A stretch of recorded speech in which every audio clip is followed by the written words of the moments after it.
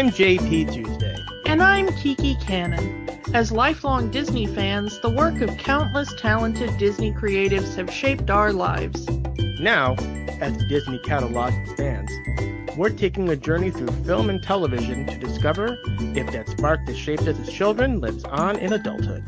Does your favorite Disney media still cast that same spell? Join us as we find out. We are Rewatching the Magic. Hi, Kiki. Hi, Tuesday. Before we get to our main thing today, we need to talk about the latest Disney news that has happened since our last recording, which is that Disneyland in Anaheim is about to be repurposed for a new purpose. Disneyland is being transformed into Orange County's vaccination super site. Yeah, they are going to be distributing the COVID-19 vaccine. Disneyland was chosen because they have large parking, a large outdoor area to keep people distanced and safe, and also they are used to moving large volumes of people in and out logistically with very few problems. They've got some people movers there and transportation to get people to and from sites. So, while Disneyland can't be opened as the actual park right now, some of the shops and things are open, but the park itself is still kind of closed as far as rides and restaurants and stuff. They will be turning it into a super site for distribution of vaccines, and the demand for vaccines are so high that they put up an app to get people appointments, and the app crashed. Sounds about right. Yeah.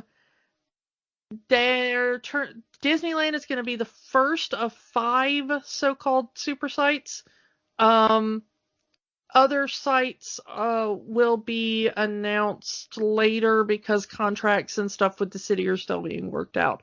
But Disneyland is the first thing. So I don't know. I don't know how I would feel about that.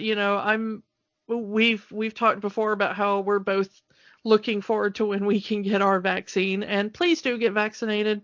And vaccinate your children, and vaccinate your grandma, and vaccinate any stranger you can get your hands on.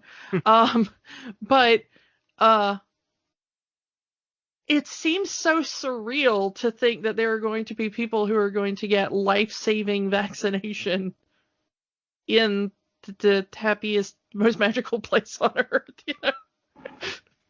I don't know. It's such a weird bit of the times we live in. Honestly, if I had to pick a place in Orange County, it wasn't going to be like the convention center, it would have to be Disneyland, I'm pretty sure that the convention center will probably be purposed as well. But I think it's just Disney probably already has a lot of contracts, and they were just able to throw it together faster. Yeah. A Disney legal team can throw together a contract in the time you can blink. So I'm pretty sure that probably sped it up. Going into the park, there's the castle. Oh, here's your shot. Yeah, I don't know where exactly in the park they're going to be setting up. It will be... I've heard one of the parking structures, but that's one thing I've heard. Yeah, I really don't know all the specifics.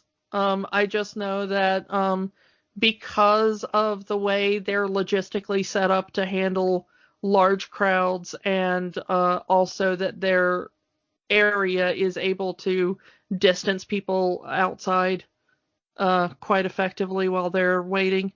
That's pretty much the big reasons that it was chosen. So also I don't know if they're going to be repurposing any of the park staff for this, but they've had to lay off or furlough or move a lot of people around because the park can't be open. So maybe some of the the cast members on the ground that are used to working crowd control and other things might be able to get a job out of this. I really hope so. They're going to need a lot of staff to move people in and out and stuff, beyond just medical staff. They're going to need cleaning staff and all sorts of other things too. So hopefully some of the furloughed or laid off Disney staff can get in on that. So I don't know, but good use at the time for a place that is sadly having to sit unused in large part right now. So And good for them. The more people that get vaccinated, the sooner Disneyland can reopen. And maybe some people will go get vaccinated just so they can say they got vaccinated in Disneyland. Yeah. If that works, it works. I am for whatever gets people to get that shot. Like, whatever you have to do, give them a lollipop or sing them a song or put them on TV. I don't have really Mickey care. Come out.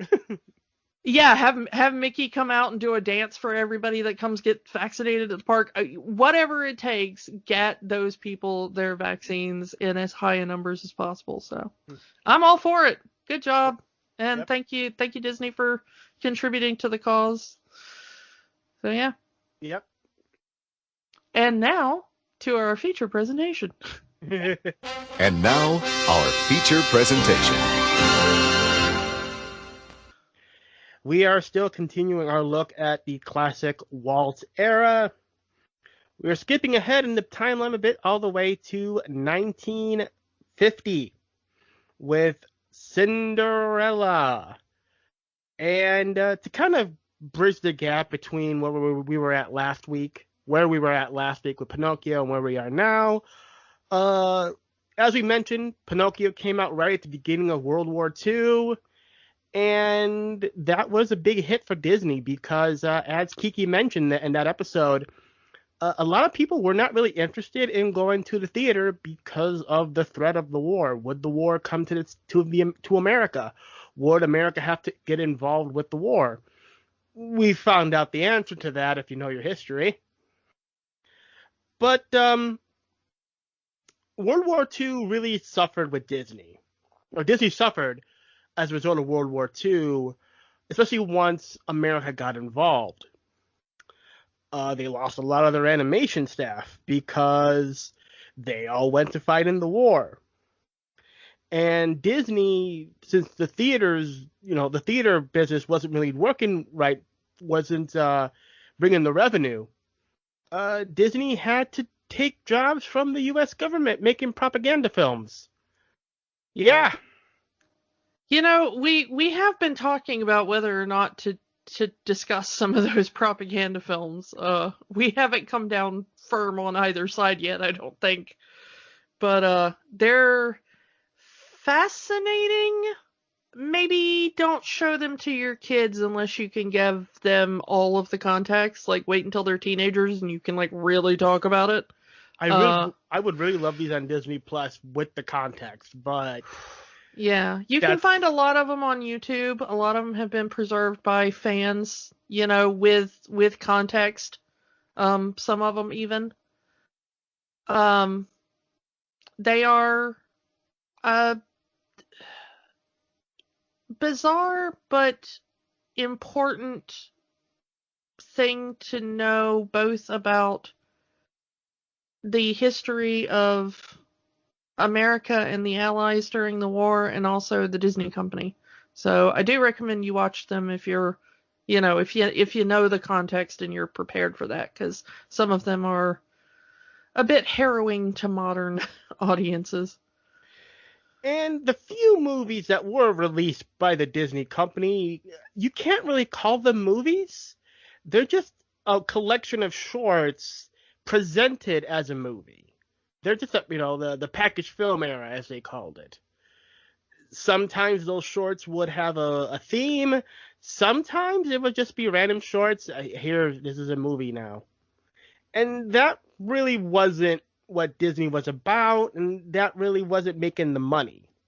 But that's what they had due to the reduced manpower of the staff at the time.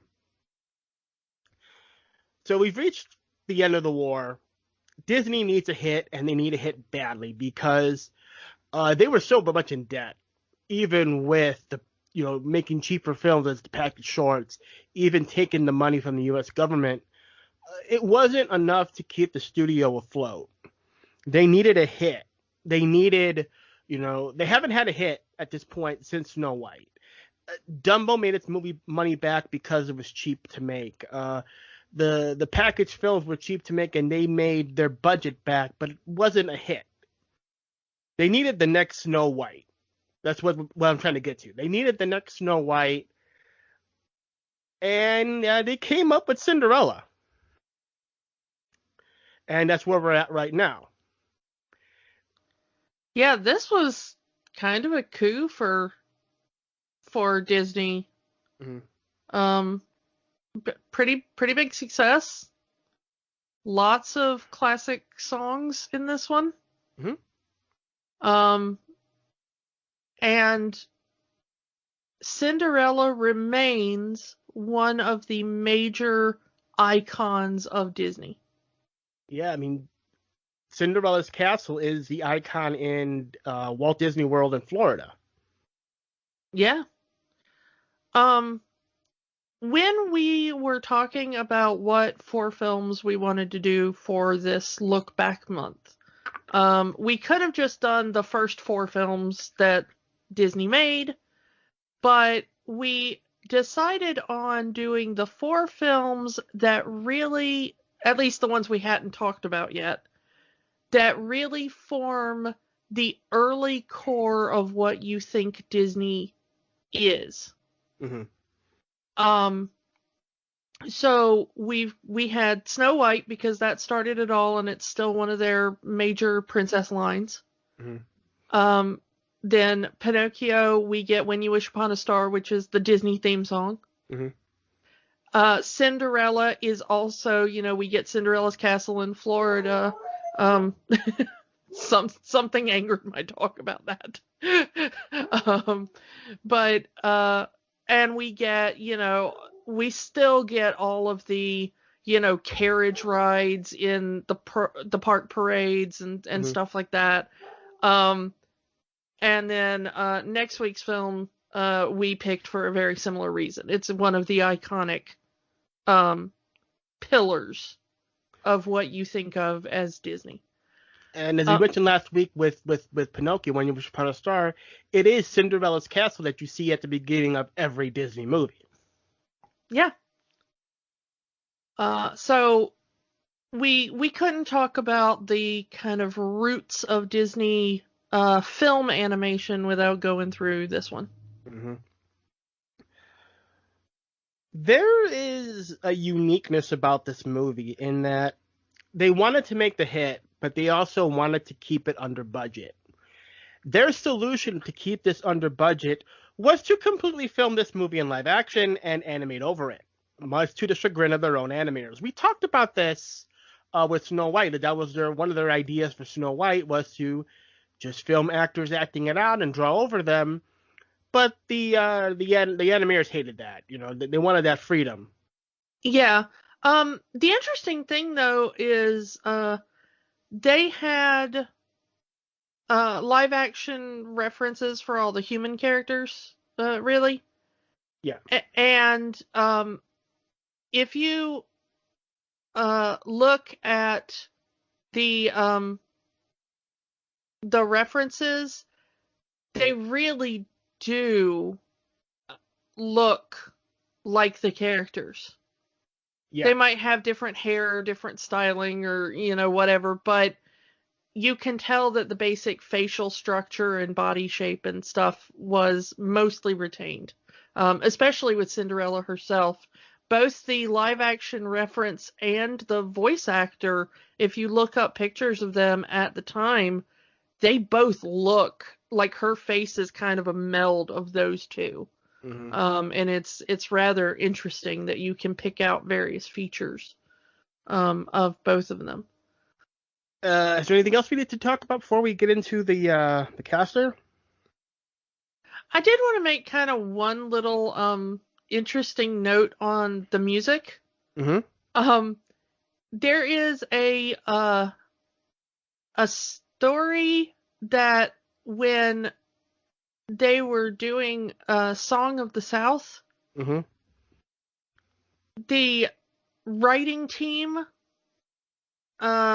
was having a lot of trouble getting together, and they kept fighting about that one. So screenwriter Maurice Rapp was reassigned to work on Cinderella. And all I can think of was, boy, did he get the good end of that stick. Wow. Yeah. The other guy got stuck with Song of the South. The film Disney has kind of almost completely erased from its vault. Maurice Rapp gets to write Cinderella, one of the enduring pillars of the company. So the last remnants of Song of the South is about to be replaced with Princess and the Frog. Yeah. So, yeah, that I find that interesting that one guy he couldn't get along with his co-writer and got an upgrade instead. I always kind of wonder which of the writers they thought they were doing the favor to. You know, it's like, we like this guy more, so we'll keep him on Song of the South because that'll be a huge hit. You go work on the stupid princess thing. You know, I just wonder if it was like that or the other way around. I don't know. Mm-hmm. Anyway, you want to get into the cast of this? Yeah, let's talk about Cinderella herself, Eileen Woods. Eileen Woods. I once love the again, story. a Disney legend. Yeah. I love the story of how she got the job. So over 300 women auditioned, supposedly 300 women auditioned for the role of Cinderella. And apparently Disney hated all of them. Walt did not like any how they all sounded. But it wasn't until he heard the demo of the songs. So Eileen Woods was a friend of the two songwriters that were assigned to this movie. And as a favor to them, she recorded the demos for Bippity Boppity Boo, A Dream Is a Wish Your Heart Makes, and So This Is Love. And when Walt heard the demo, he just said, "That's my Cinderella." And that's how she got the job. She did not even audition for the role, and she got it. Yeah, and she's brilliant at it. We talked before about my kind of dislike of the way Snow White is voiced. Mm-hmm. I absolutely love Cinderella. I love her. I love everything about the way she speaks. I love her singing voice. She's still a soprano, but she's not that like really high operatic kind of thing. So it makes it easier to understand her words, which sometimes the diction suffers a little bit in high lyric sopranos in the opera, I feel. But I just absolutely love everything about her performance. This was really her biggest role. She also did she also voiced Snow White in an audiobook release. But that was more to promote her upcoming role as Cinderella. So she also got to sing for Franklin D. Roosevelt at his home, and then got to go to the White House to sing for President Truman after she did a tour for people coming back from the war, men coming back from the war. So, but this is kind of her big thing. She had her own radio show for a while, but it was like a very short kind of interstitial little show. But this was the thing that really did push her through. She unfortunately had to sue the Disney company. Oh yeah. I know the story. Yeah. Her, Peggy Lee, and Mary Costa. Yeah. They all sued Disney for unpaid royalties. Yeah, we kind of talked about that with Snow White, that Disney wasn't really good about paying royalties. This had a lot to do with the VHS releases of those certain movies. Yeah, And, which, to be fair, was not a thing anyone could have predicted when they signed their original contracts. no, true. No one could, but still. That doesn't get the Disney company off the hook, in my opinion, but it is understandable why that was not a thing that had to be taken to court. We're doing it again now with online streaming platforms, digital releases, and every time there is an upgrade in technology or a new technology comes out, all these contracts kind of have to be reworked and redone with unions and such. Yeah. The thing that I did want to mention is that in her later years, she ended up getting Alzheimer's and eventually did not remember that she was the voice of Cinderella. But the nurses in the care home that she was in realized that any time A Dream Is a Wish Your Heart Makes was played on the record player, she brightened up, she was happier, she was calmer. It just improved her quality of life. So they began to play it around her like all the time. To keep her happy and calm and in a pleasant state of mind.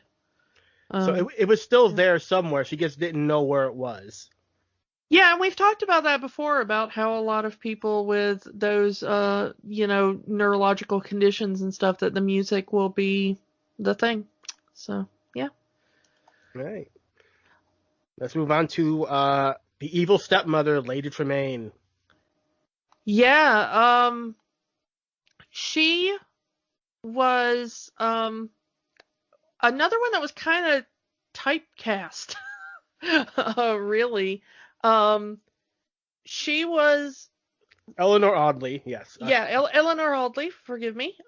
She was given to roles that were not motherly in a warm sense, but the mother figure or the stepmother or the mother-in-law. She played a lot of those, and they were always kind of the standoffish, cold kind of mother. If you watched a lot of 60s TV or a lot of Nick at Night growing up, as we did, you may remember her face and all as the mother on Green Acres. She was Oliver's mother, Eddie Albert's mother. She looks like Lady Tremaine. Yeah, and she really did. She was the voice actor and the physical reference for Lady Tremaine. So they really did pull her facial. Just go look up a picture of her, and you'll be like, "Oh wow, she looks exactly like Lady Tremaine." Eleanor Audley also has the rare honor of playing 2 Disney villains. We may get to the other one soon. So yeah. Maybe let's save that as a surprise for people who don't know. She is also the voice of Madame Leota in Haunted Mansion. She's the psychic medium character. Let's move on to our fairy godmother, Verna Felton, another Disney legend. Verna Felton. Yeah, I think everyone we've talked about so far has been named a Disney legend. She's like, if you want to talk about a legend of the Walt era, she's pretty much been in almost every single one of these movies.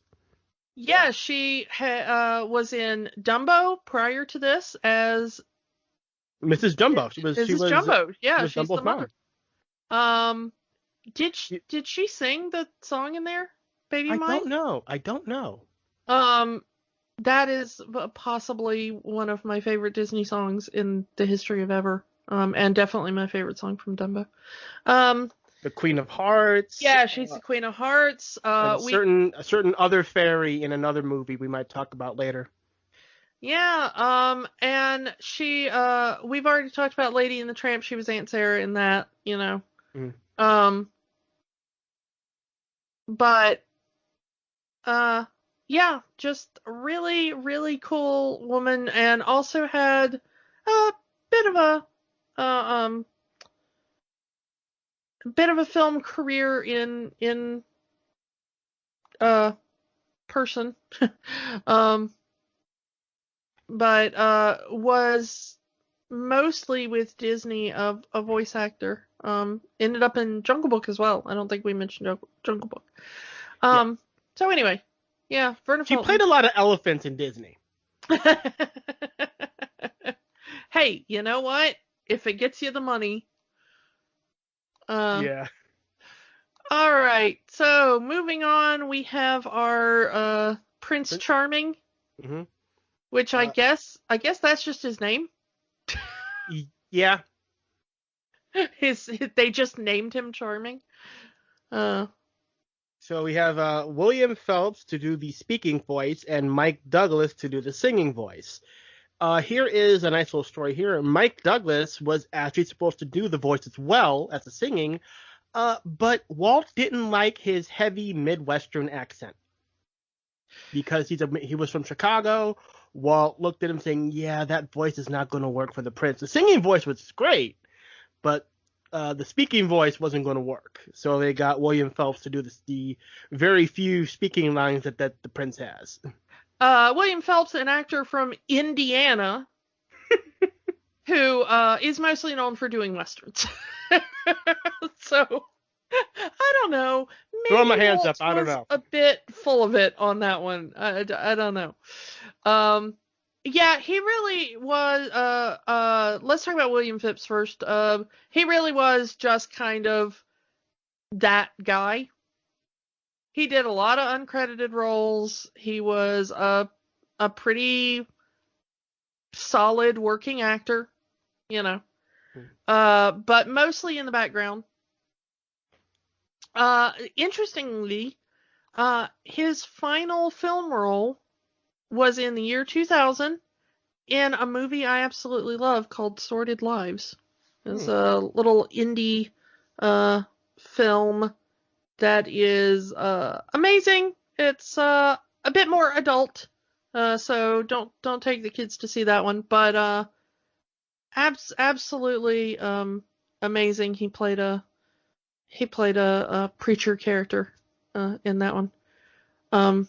So yeah, that's kind of fascinating that he was in a movie that I love a lot and have seen quite a few times, and also the stage play. My community theater did the stage play of that a few years back.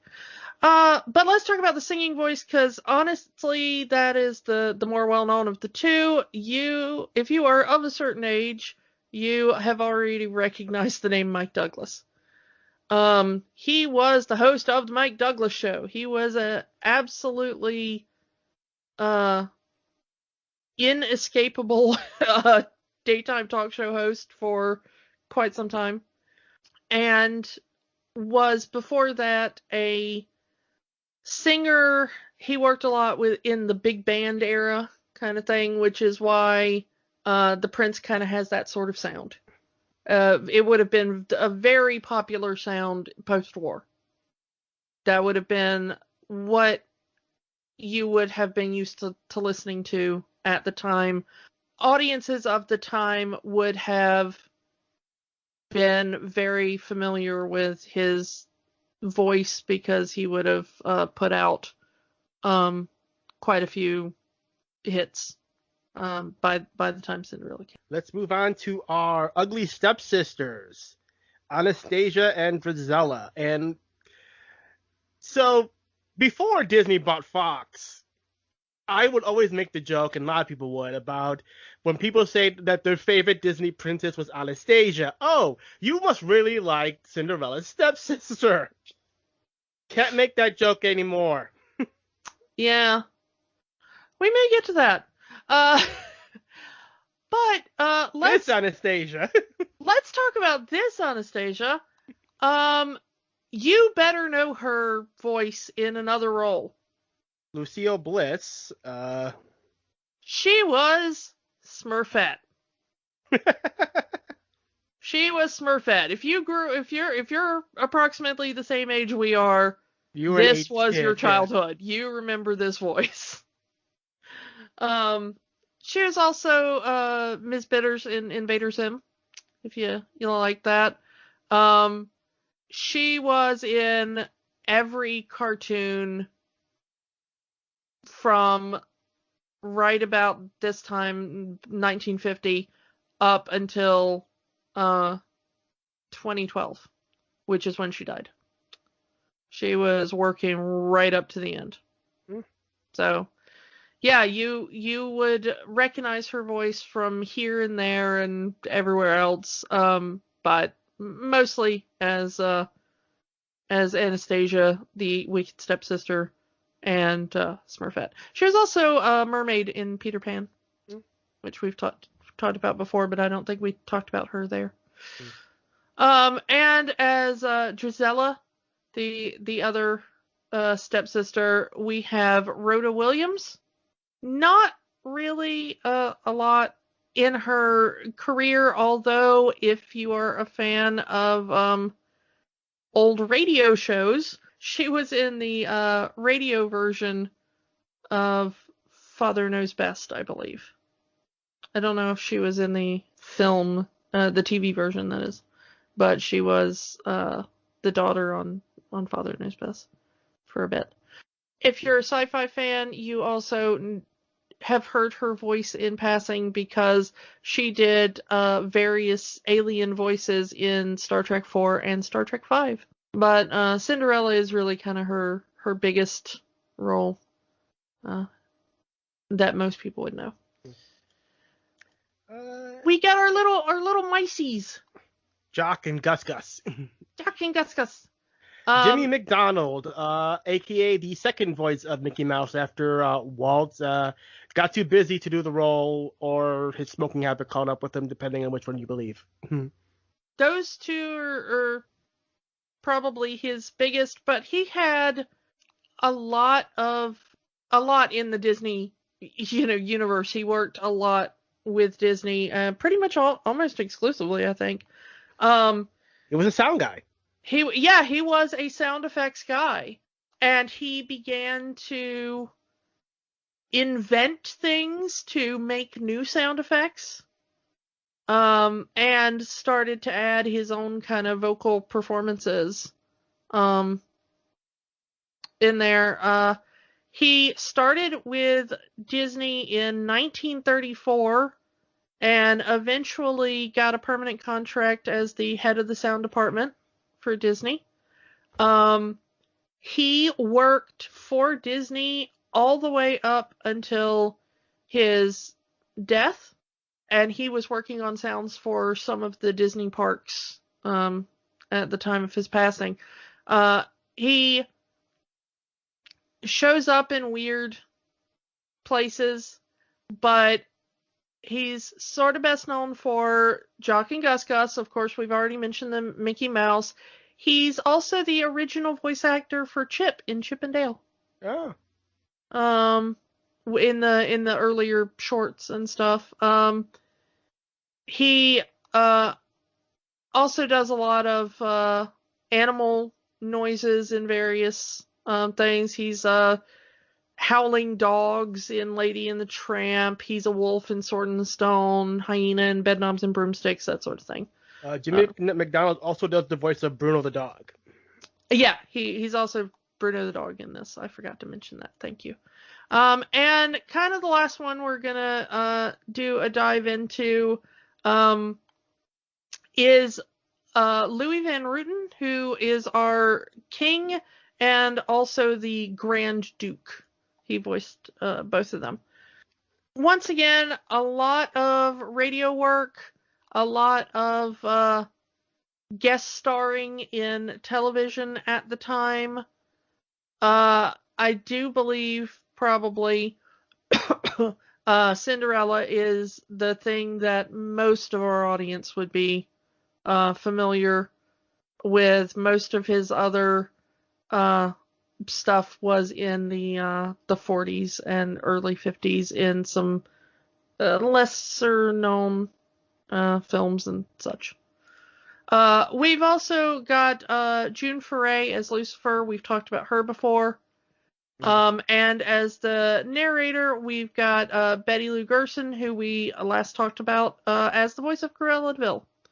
So she returns as the narrator at the beginning of Cinderella. Or not returns, this was an earlier role, but returns to our podcast.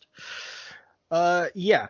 We're talking about Jimmy McDonald being a sound guy. It reminded me of another story featuring Eileen Wood. So hearing the demos for the songs, they were doing recording the song Sing Sweet Nightingale. And Disney had this idea of soap bubbles, each one having a little Cinderella in it. And he had this idea of each one singing a separate vocal track, and could that be done? And there was this brand new technique called overdubbing. And this was one of the first major motion pictures to use it. Overdubbing now is pretty much standard in music. Yeah. And honestly, Disney loves this trick. I mean, they sort of used it a bit in, not overdubbing necessarily, but the idea of a character singing and harmonizing with themselves. The biggest one, I hate saying it, would be the Siamese Cats in Lady and the Tramp. Yeah, but also we talked about it over Christmas in Babes in Toyland. Yeah. And even in Snow White, she's got that bit where she sings with herself in the wishing well. It was produced in a different way, but it's a trope that Disney kind of started right from the beginning. Eileen Wood's harmonizing with herself was, kind of Walt's idea, and that was brand new technology at the time. And we have talked about in the past of Walt really liking new technology. Oh yeah. And it proved to be very interesting because we're still using it today. So yeah, it's standard in music right now. Yeah. So let's kind of get into the story. I mean, yes, it's Cinderella. We don't need to handhold it, but there's never given a good reason why Lady Tremaine and the stepsisters hate Cinderella. Like, there's never been a reason. They just do not like her at all. Like, there's no reason for them to hate her. Yeah, I think in a lot of the kind of original-ish versions, the idea was very tied up in her coming of age and inheriting her father's wealth and title and stuff like that. It's a lot of upper class nonsense. And as we see in the opening of the movie, they completely spend the entire family fortune on their own selfish desires and vanities and whatnot. To the point where the house is in complete disrepair and the only servant is Cinderella, which that has to hurt. You're a servant in your own house. Like, yeah. You start out life being essentially rich, and your stepmom just spent all of your inheritance, and now you have nothing. You still have the house, but now it's completely disrepaired. Yeah, this is one of the most enduring fairy tales. And not only in, we think of this in the kind of French medieval style because that's what the Disney version is. Mm-hmm. But we have this going back to BC. In Greek, this was like an old Greek tale. We've got Chinese versions of this and Arabic versions of this. We've got the French version, which this is based off of. And then about 200 years after that, the Brothers Grimm puts out their, kind of more Germanic version of it. So this is a worldwide story, which is fascinating that it's one of the more repeated tropes, I guess. I mean, the term Cinderella story has been used so many times. It's a trope at this point. Yeah. The rags to riches, the underdog working to get success. Well, it's not even that she works to get success. It's that, kind of in medieval fashion, you can't keep the aristocracy down. Mm. It's more of a divine right sort of thing, at least in the Western European medieval versions of the story. Okay. Well, she would have a title. I mean, a lot of people say, let me restart there. I mean, Lady Tremaine, by definition, that would make Cinderella's biological father a lord, wouldn't it? Possibly. There were some times where women had titles in their own right, and the narration at the beginning does state that she was from a good family, which means she was of high aristocratic birth. So whether or not her title came from her husband or her father, or maybe even a previous husband, because she does have the two daughters. Yeah. And those two daughters have the same name she has. They're referred to as Tremaines. Mm-hmm.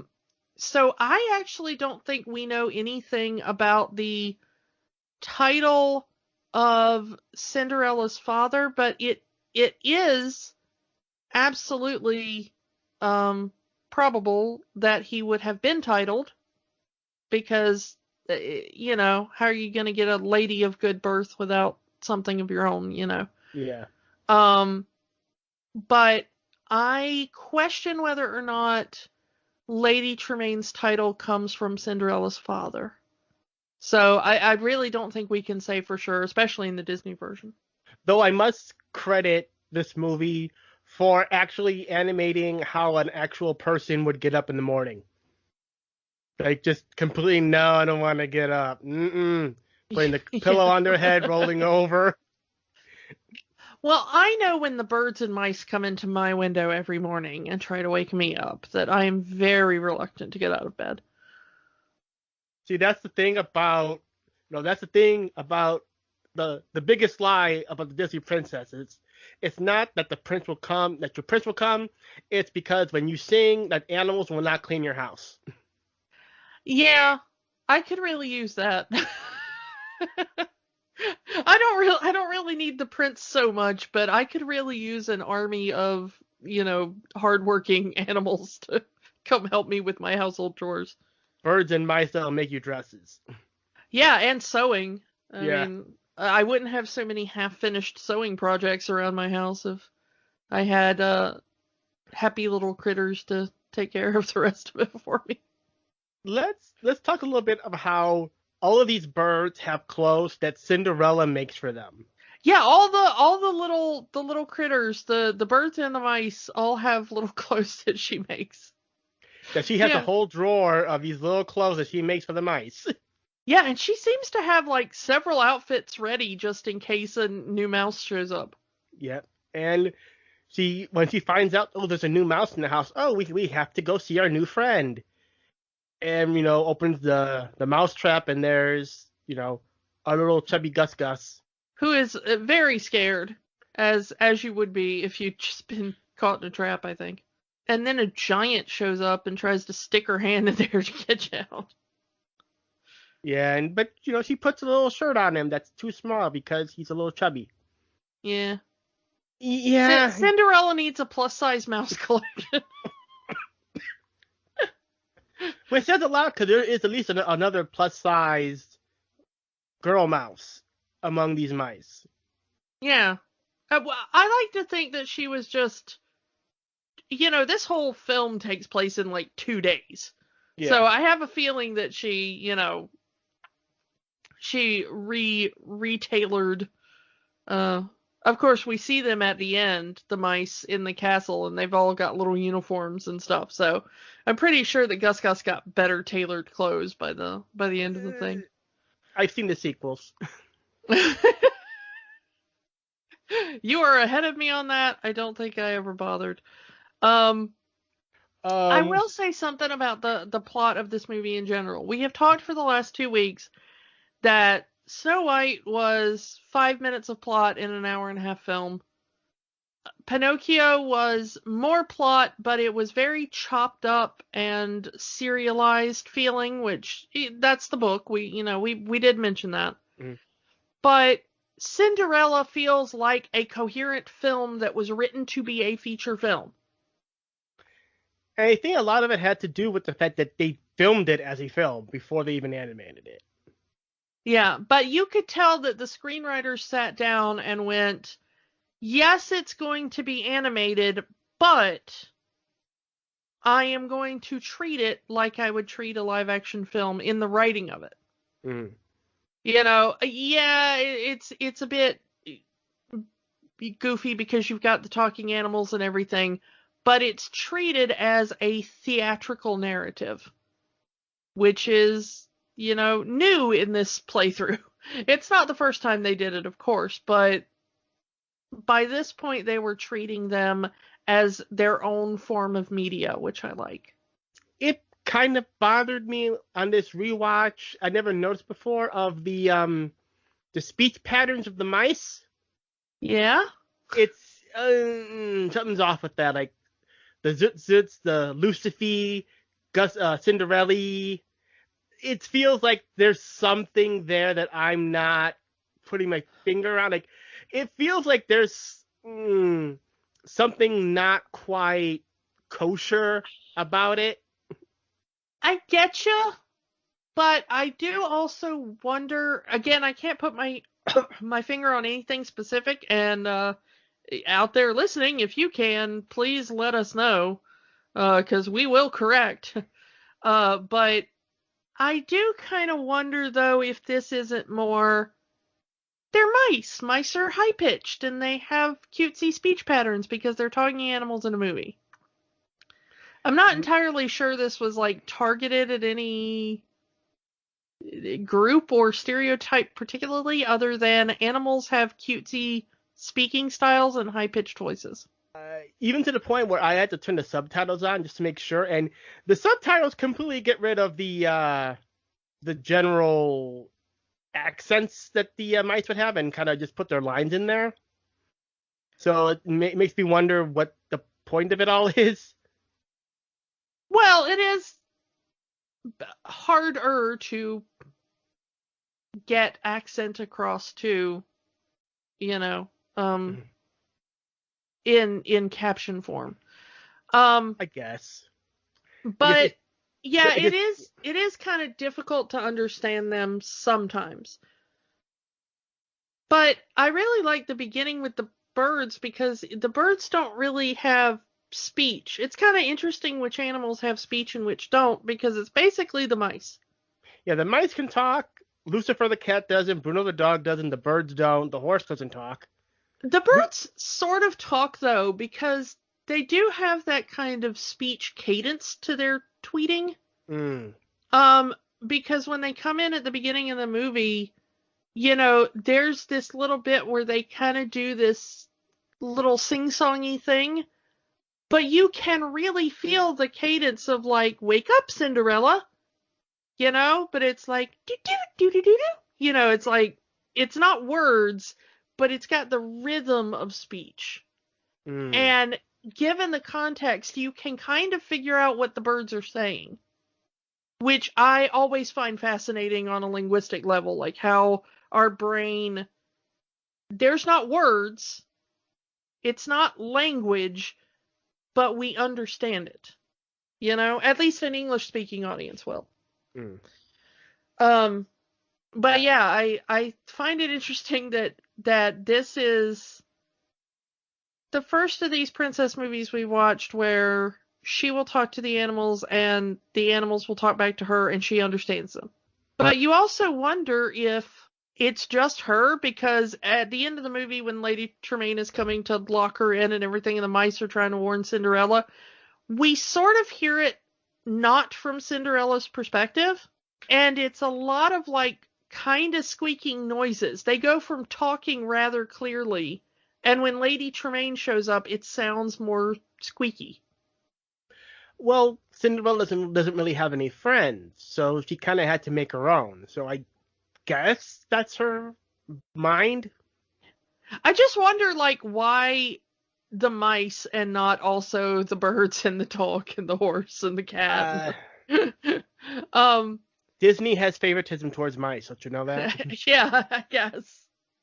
Mice are the smartest creatures in the Disney universe. And the second smartest creature, according to Hitchhiker's Guide to the Galaxy, I believe. But, you know, it is kind of, if you live with an animal long enough, I can sort of decipher the general meaning of the sounds my dog makes, you know. I know when he's upset. I know when he's scared or angry or hurt or hungry, you know. Because he's got different noises he makes for all of those. Mm.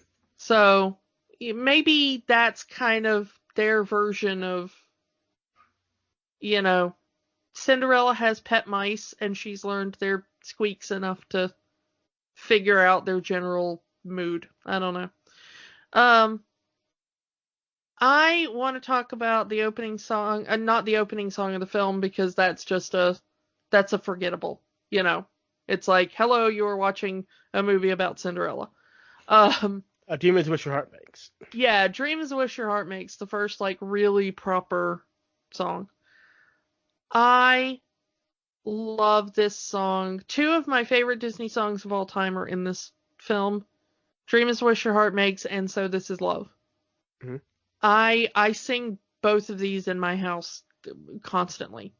You know, I sing this stuff washing the dishes and taking a shower and stuff. It's just constantly in my head. Oh, interestingly, about the main title, that I didn't notice until just now. That main title that plays over the book opening and the credits and stuff. The female voice in that is Marni Nixon, the wonderfully great Marni Nixon, who's we've talked about her before, but she's the kind of voice over artist that did all the singing for, you know, The King and I, West Side Story, My Fair Lady. You know, it's her voice with over the actress's body movements. So. Yeah, that's her singing the beginning of Cinderella. How nice.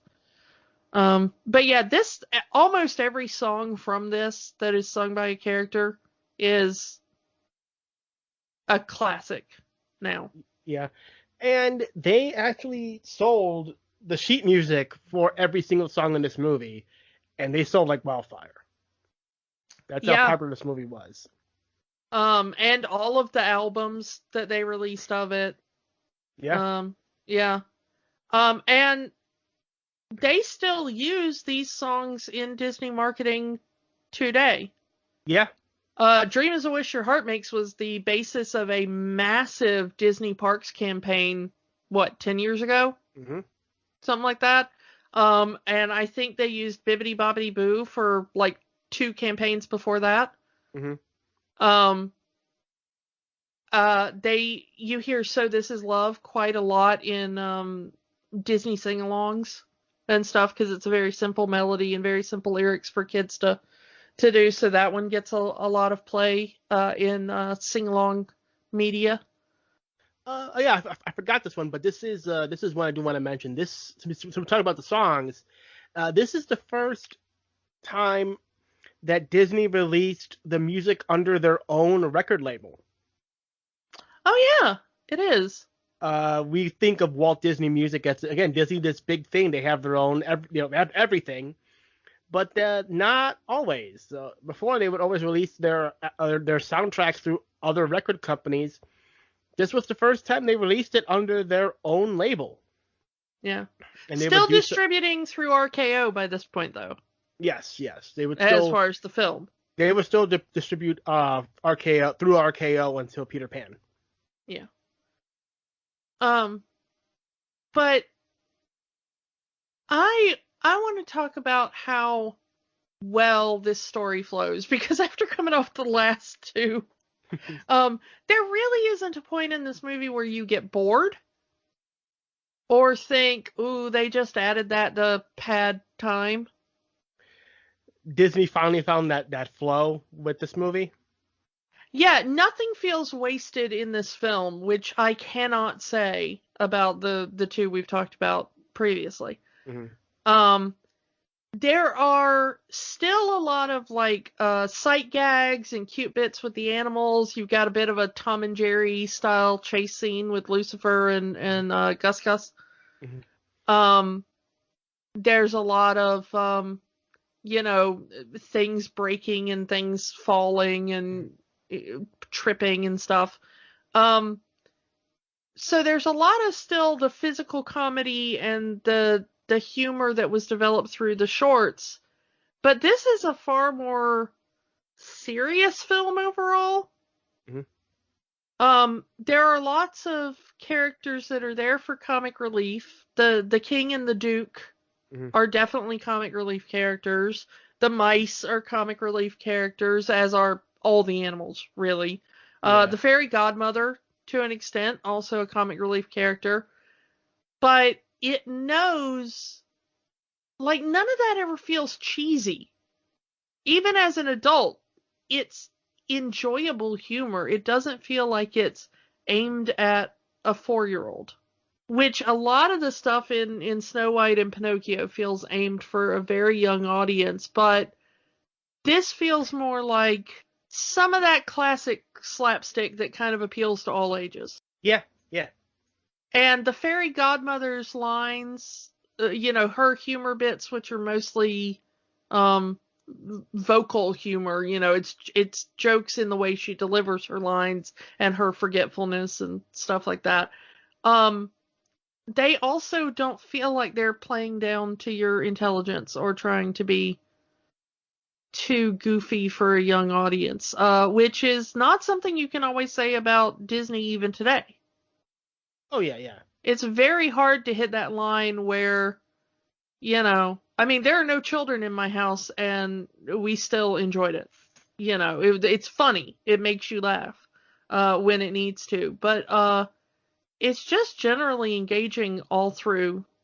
I don't know how you found it, but I found myself really tuned into this one. This movie still works. This movie, it's still engaging. That's what I'm looking for. It's still engaging. Let's talk a little bit about the King's own little side plot here. The entire reason for the ball is he wants some grandbabies. You can almost forgive the King because, one of the major points of being a king is you have to have a lineage, Mm-hmm. You have to have somebody there to take over. There has to be, the heir and the spare kind of idea. Yeah. And so far he's got his son, but his son seems to like to go off on adventures, and sometimes that was dangerous, and it'd be nice to have a backup. But the way they play it is more just, I super love little kids, and I really want to be a grandfather so I can dote on children. I mean, even later in the movie, he had this little dream of being grandpa and playing around with some little kids, and giving horseback rides to kids, yeah. And I love his little explanation, like my son's grown up and he's so distant from me now. Yeah, that progression with the pictures of, the small pictures of the kid, the prince as a baby and a little kid. And as he grows older, the paintings get progressively larger. And by the end, it's like current prince, wall size, floor to ceiling in a palace on a horse in a military uniform. Yeah. I love that. It's such a good kind of subtle joke, and you can tell that that one was for the parents rather than the children. Yeah. I'm going to say this little thing is that when we see Baby Prince, he has blonde hair, and then he suddenly has black hair. That happens a lot, though. Mm. With actual humans. There is quite a lot of babies that are born with really light hair, and as they start to age, their hair darkens. I don't exactly know why that happens, but it is a known thing. And in fact, one of my favorite books growing up as a child, a major plot point revolves around the fact that the main character's sister had blonde hair as a little baby, and then darkened as it got older. I think there's just something that some productions like showing like blonde-headed babies. I don't really get the even appeal. Even in the King's Fantasy, the babies have blonde hair. Yeah, they look much more like Cinderella than his own son, which is interesting. Yeah. So let's kind of fast forward a bit to the proclamation of the ball, and every eligible maiden must attend, and they're just piling on the chores for Cinderella. Like, you are not coming no matter what. We are not going to give you any time to prepare for this. If you didn't hate Lady Tremaine by this point in the movie, the point where she goes, I said, if.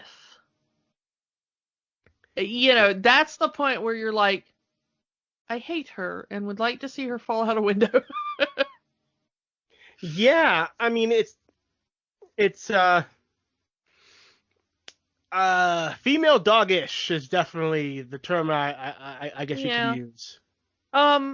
But she definitely is one of the more realistic villains in Disney history. We talked about that as well with Mother Gothel in Rapunzel, in Tangled. But this idea of the vengeful parental figure that kind of makes life horrible for a child. Again, we're never given any reason why they hate Cinderella. They just do. Yeah. Also remember in the 50s there was still a lot of animosity toward blended families. I think we've gotten away, not entirely, but step parents aren't always portrayed as evil anymore, Yeah. However, this is 1950. We haven't really, we haven't gotten to like the Brady Bunch yet, Yeah. So the step parent who resents the other child or children in the relationship, definitely a thing. But I am going to say that I had forgotten about something, because they have the joke, of course, with Disney films that this very particular lime green color shows up around the evil thing in the film. Yeah. To the point where there's the acronym every villain is lime for evil, And I was sitting there thinking, and I'm like, she's dressed in bright red for most, or the kind of blood red, burgundy red for most of the movie and stuff like that. And then I noticed her eyes are that lime green color. They're not like a traditional green you would give an animated character. They are that specific, like, evil witch potion green color. Yeah, when they do that big zoom on her face. Yeah. If she just sneers her eyes. Yeah, you will notice in that scene especially, but it's all throughout the movie that they have colored her eyes that particular shade of green, which I find fascinating. And, Gisella's dress. Yeah, Gisella's dress a little bit, but that's a little more tenuous for me. But that is like the exact shade when they show the eyes of Lady Tremaine. So I love it, and I love how subtle it is, but how keeping in the Disney theming, which is great. It's almost like this movie has two. I mean, it's almost like there's two separate movies in here. You have Cinderella's story, and you have the mice's story. They are kind of an A plot and a B plot. I'm not sure I would call them two separate movies because they are too intertwined. Mm. You can't really separate them out from each other. Yeah, A plot, B plot makes more sense. It's just, because we get so, cutting back and forth between Cinderella and the mice, especially when the mice are getting the pieces to fix Cinderella's dress. Yeah, the dress. I gotta say that's some good dressmaking work from those mice. I'm very impressed. It's an ugly dress. It's a hideous just following dress. the book. I mean, like Cinderella left them the book to go by. Well, yeah, and I mean, I've sewn from patterns before, and my stitching isn't that good. Come on, that's some skill. So clearly, we need to get you some mice to make you some clothes. Yeah. The two stories are too intertwined for me to really separate them, but I love the way it works because it does keep the movie from being too boring or depressing for the young kids, and also gives the audience a little bit of emotional relief, because honestly, some of the stuff between Cinderella and her family is just horrible. A little comic relief, Yeah, so sometimes you need a little comic relief from the, horrific trauma that is her everyday life. I just wanted to say, at the beginning of the movie, they talk about, this was a kingdom of romance, and I'm like, what does that even mean? Like, was the whole kingdom under a love spell or something? I don't know. It's such a nebulous kind of word to me. I guess we'll say it's full of tradition. Yeah, so traditional romance, I don't know. It's full of tradition, but the prince can decide to marry any woman in the kingdom whose foot fits a shoe. Yeah.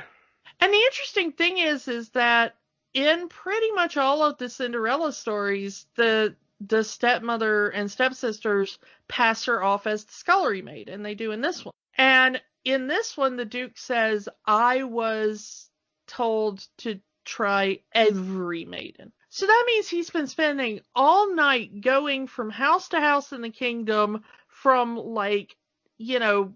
farmhouse to shack to, because that literally means any unmarried woman, and he's willing to try the scullery maid. He doesn't recognize her as the daughter of Lady Tremaine or anything. He is just, she's a girl that lives in this house, which means that he's probably breaking several royal laws about who can marry the prince, because royal marriages were always, you didn't just marry the farm girl, Mm-hmm. So it's lucky for him that the girl that somehow made it to the ball, which also you're only going to invite the cream of the cream when you're throwing a ball to find your prince a wife, Well, I think from the king's perspective, it's just that doesn't have time to actually get any princesses from other lands. We need to get my son married soon. He was expecting his son to propose by the end of the night. We'll just have every single woman, they're there, and we'll figure it out later. The interesting thing, though, is that the main conceit of this story doesn't really make sense to a modern audience. I think the reason why it does, why we're like, oh, this shoe only fits Cinderella because it was magically created. However, in the time period that all this was done, shoes would have been special made for each individual, and they would have fit your foot. It wasn't like a one size fits all, go down to the store and be like, I wear a size 8 shoe or whatever. It wasn't that. And if you wear medieval footwear, you realize that it very quickly conforms to your foot. You know how, like, when you wear a pair of sneakers for long enough and they start to, like, the soles start to kind of bend into the shape of your foot and whatever? Yeah. The whole shoe would just kind of do that. It just kind of, at least the well-made ones, they kind of wrap themselves around and it begins to take the shape of your toes and your ankle and your, you know, whatever. I mean, it's really kind of fascinating how that works. So eventually you wear a pair of shoes for long enough and they really are your pair of shoes that don't quite fit anybody else in the same way. Even I don't if it's really glass. know how that works with the glass slipper. Yeah, but, that's the thing. But they would have been familiar with the idea of, these are my shoes and they don't quite fit anybody else the same way, which is not quite as common now, you know, in mass market shoes. But I do like it's one of those things that doesn't quite make as much sense. And Disney kind of does name check that a little bit when the Duke is like, but more than one girl could be able to fit this shoe, you know. So then you're just falling back on magic at that point. But they do kind of check it for a modern audience. And the King's basically like, well, then find all the women that the shoe fits and my son will just choose one. You know, it's more like, well, at that point, one of those women is going to be the girl he danced with, so he can figure it out at that point. Yeah. And I love the fact that Cinderella has no idea she was dancing with the prince. Yeah, I really do like that. That it was, he didn't know her background. She didn't know his background. They just met and they just fell in love. It wasn't about position or title or any of that other stuff. Over one dance. You know, 10 minutes ago he met her. And they murmured their how do you do's. And they sang a song together. You didn't get that joke, but somebody out there will. So I don't know. I kind of like that. It's kind of sweet. Cinderella isn't out necessarily to marry a prince. She just wants to not scrub floors for one night. Yeah, she just wants to have a good time. Yeah, she just wants to go out one night and wear a pretty dress and dance. And honestly, who hasn't felt like that? Yeah. And who isn't feeling like that right now? I think everybody in the world wants to put on their best outfit and, you know, do their hair up and go out and just party. Yeah. I Please think don't do that right now. Well, not right now, no. But I think the second it's safe, we're going to see a massive uptick in people doing things. You know, I mean, think that's what people have are already going to been bring saying. back Is that dinner parties. I think people are going to start throwing lavish birthdays. I think, you know, keggers. Yeah, I think you're going to just be like, you know, hey, it's Thursday night and there's a TV show I like on. Party in my place. You know, I've already seen friends posting on Facebook, like, the second it is safe, I am having a party at my house every single night. Anybody who wants to show up is invited. I'm just throwing open the door and putting a sign out that's like, anybody who wants to come in my house, come in my house. I will serve you tea. And yeah, for Cinderella, the bonus was just meeting this guy that is completely into her. Honestly, she doesn't realize it was the prince until the letter until the Duke starts coming around. Yeah. And she overhears Lady Tremaine telling her daughters that this could be the prince. And then she gets that dreamy eyes starstruck, like, oh my goodness, the prince and marriage. She completely gives herself away. Yeah. Maybe keep it inside. Conceal, don't feel. But it is really adorable that that's the first time she even realizes that was on the table. She was already just super happy having been at the party, having spent a nice evening with a nice guy. Yeah. And I think that's what makes Cinderella one of the best Disney princesses, honestly, is because she's got such a good heart. She doesn't really expect anything from the world. She's in a horrible situation, but she still kind of keeps dreaming, and she's so kind to animals. You know, I love everything about her. She's such a great character. Also, Lucifer is probably my favorite cat in a Disney movie. Because he acts more like an actual cat, or just... Yeah, they really nail cat. You can tell that it's got the kind of like aloof, but still wants to be petted, but also kind of evil, but sort of sweet, but kind of, you know. So, is Lucifer dead? Well, I was going to say, it may be the only thing in this film to get a villain death. Because Lady Tremaine survives, the Wicked Stepsisters survive, they never get any comeuppance that we see on film in this one. Mm-hmm. But Lucifer gets the classic villain death.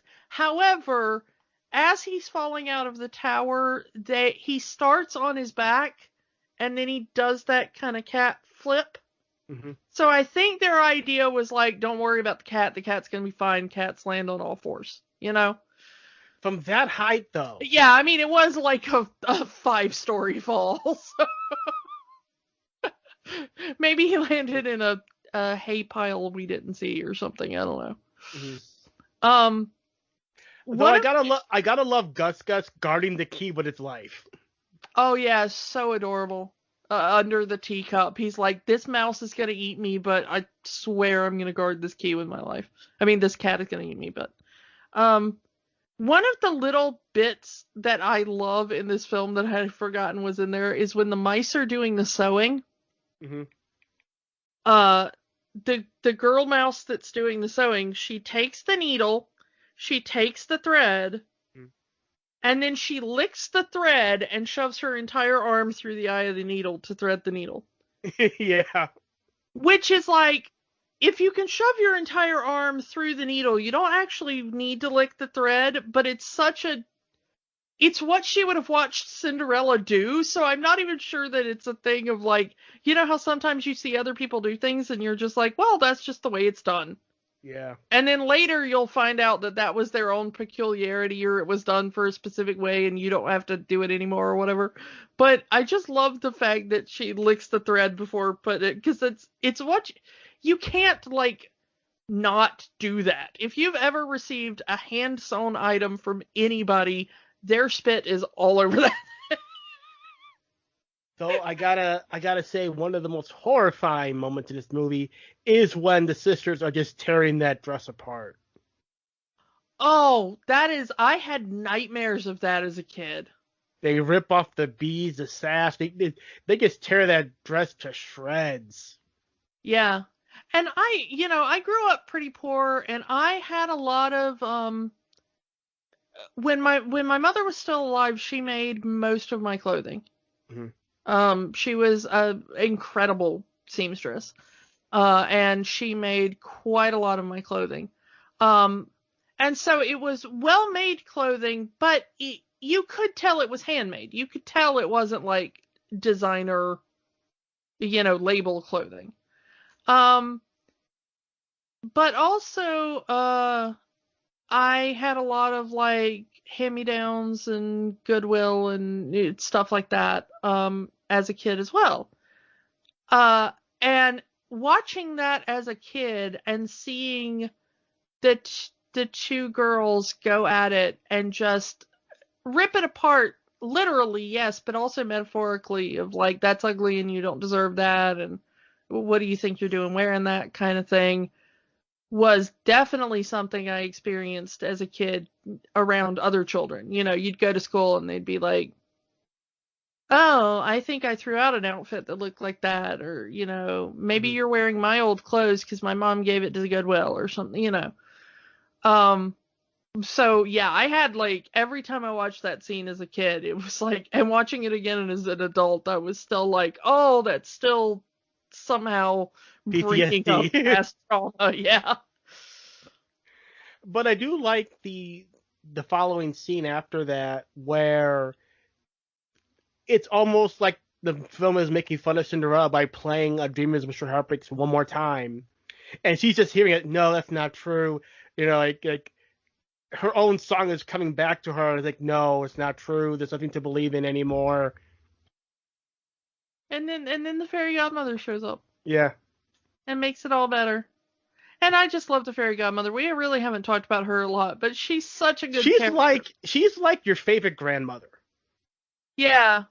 Or like the really nice neighbor lady, maybe. Like, you don't see her often, but occasionally she'll show up with cookies, and you're like, oh, yay! You know? Mrs. Johnson brought over cookies.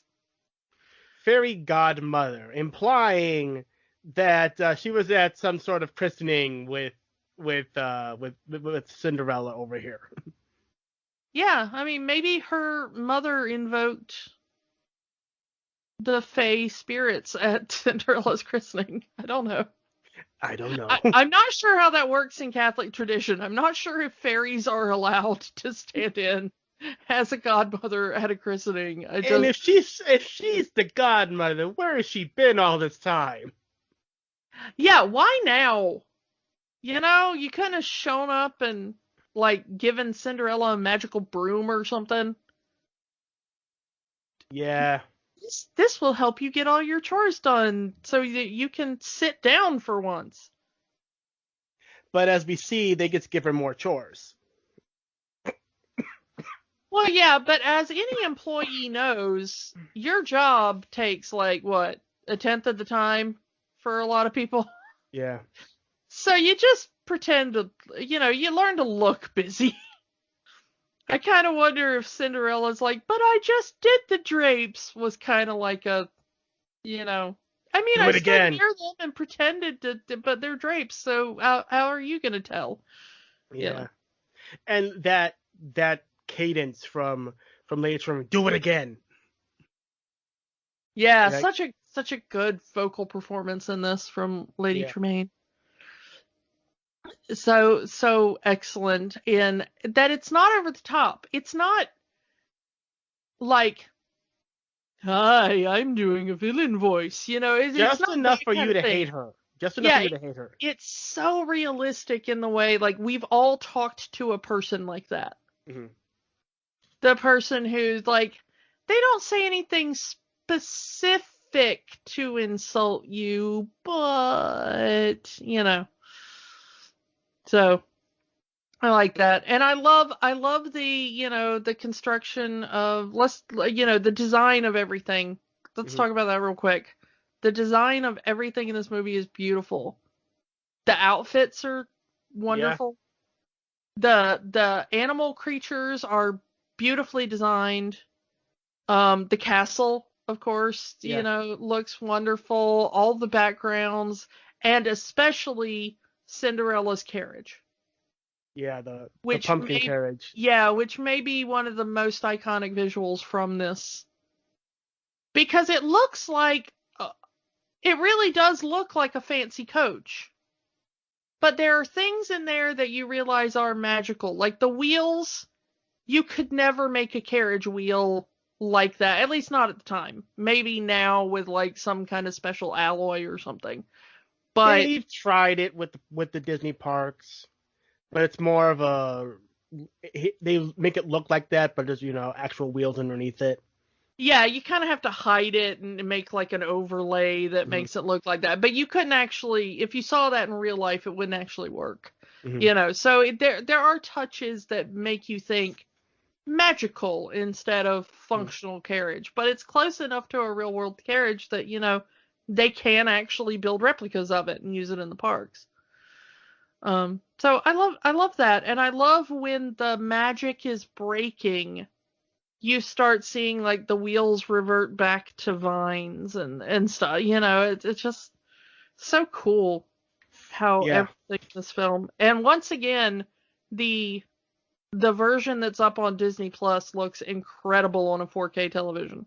Yeah, this is from like a Blu-ray version a few years back. The restoration looks amazing, beautiful. Yeah, that's probably the version that they've got up on Disney Yeah. Plus, and it just, once again, stop it on any frame and you could just put that on your wall. It's just so lovely. And just the visual of the clock chiming 12 as Cinderella's running away, getting into the carriage, barely getting out before the gates close, and the guards going right after her. Like she's a criminal, but it's just that the prince really wants to know this girl's name, and she doesn't know that. She thinks that they're after her for other reasons. Yeah, they know that the jig is up, Yeah. And everything turning back to, yeah. Yeah, I kind of joked about it before, like, oh, his name is Charming. But early Disney princes, as we have mentioned several times on the show, have zero personality. Mm-hmm. And once again, much like in Snow White, the prince is completely non-essential to any part of this story except for that's how Cinderella gets a castle. Again, that's something that they fix in the sequels. Yeah, but just going by this film, he doesn't really have a name. Mm-hmm. I think later they retconned it and no, his parents actually named him Charming. But he doesn't have a name.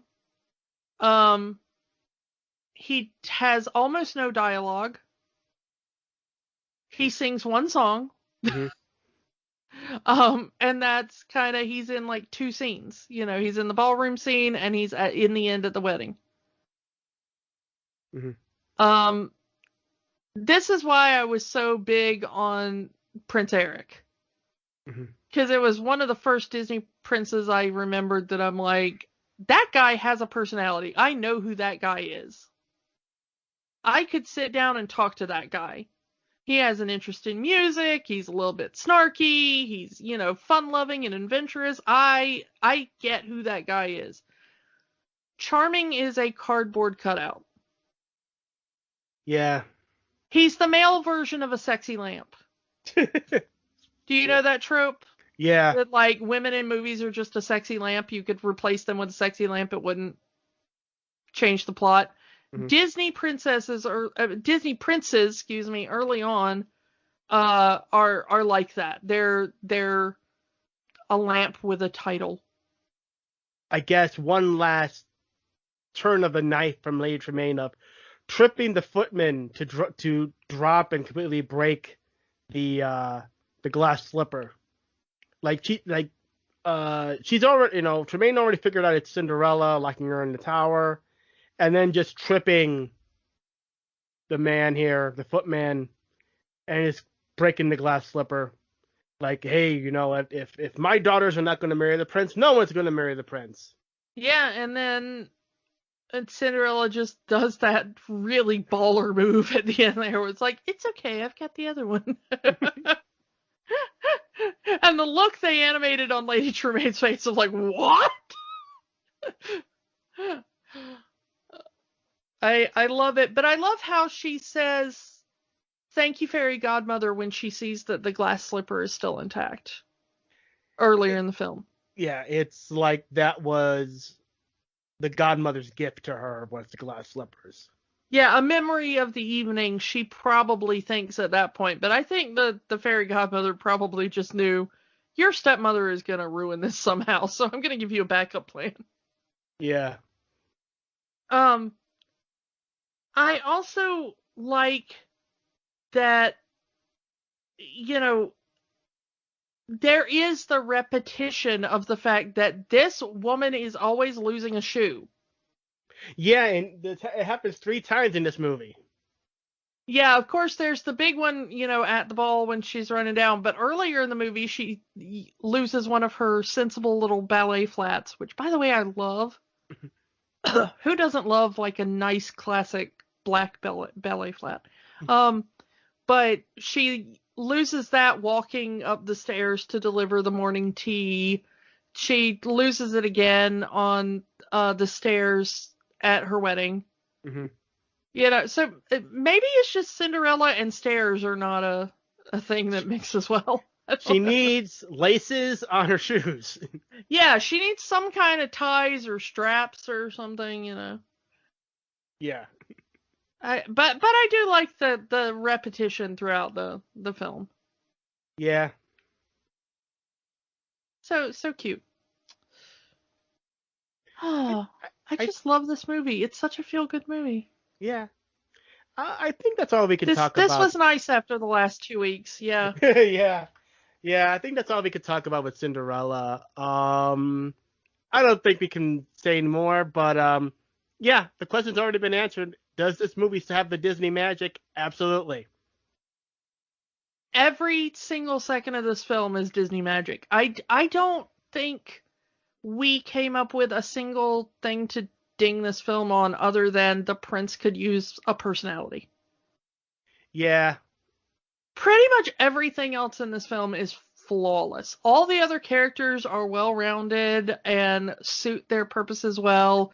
The plot flows very well. Not a single second that feels like it drags or that it's wasted or that you could cut it.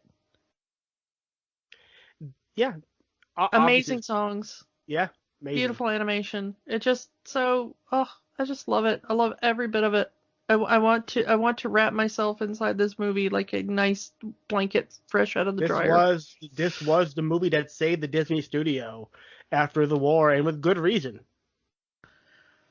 Yeah, just so great. I just love this movie so much. Of the older Disney movies, this probably has the most active characters in the park, because you have Cinderella. You actually have Tremaine and the sisters, and the fairy godmother. Yeah. Occasionally you can see the prince, but nobody really cares. I love the fact that the fairy godmother is such an active character in the parks because it gives older actresses a role to play in the park. Yeah. Also, as far as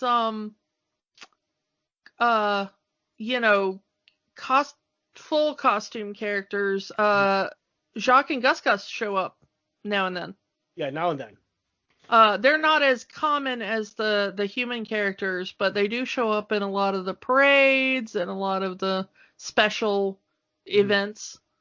So I don't think there's so much a specific meet and greet for those two, but you can find them now and then at special events, which the I stepsisters are fun to based on every video I've seen of these two. They're just those two. Whoever's playing those two characters have the time of their lives because they just get to act rotten, and people will love them for it.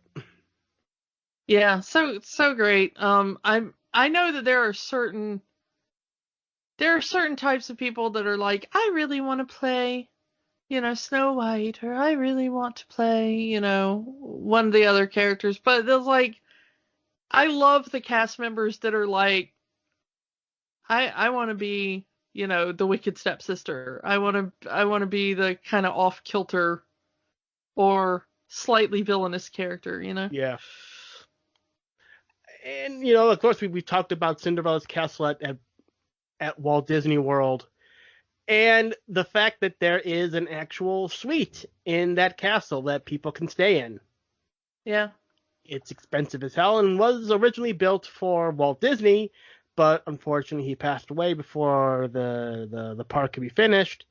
But yeah, if you have a lot of money, you could probably stay in Cinderella's castle. If you have a lot of money, you're definitely not listening to our show. Yeah, I don't think that's our particular segment. No, I think that it's interesting that Cinderella's castle is not only the basis for the logo, but it's in two Disney parks. It's in Walt Disney World and Tokyo Disneyland. And there's all sorts of merchandise recreating the castle, figurines and Christmas ornaments and snow globes, and it's on t-shirts and stuff. So that castle may be more iconic than the main character herself, you know. Yeah. So, I don't know. It's a great film. It's a great film. If you haven't watched it recently, you need this film in your life right now. It's just, everything about it is wonderful. Go treat yourself.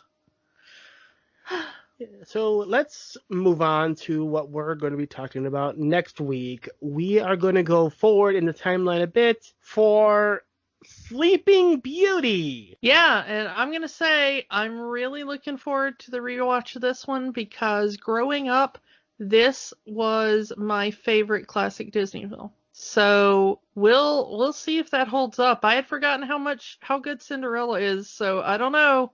Maybe Cinderella has taken the title. We'll have to see. Yeah, another princess film. Let's see what Disney's third attempt at a princess film.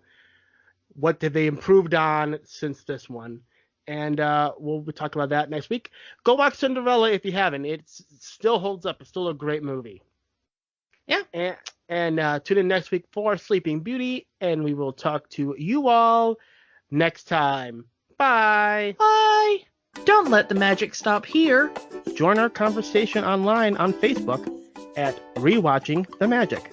Twitter at Rewatch the Magic. And of course, new episodes every week at rewatchingthemagic.podbean.com. Remember, the magic is for everyone. It only stops if you let it.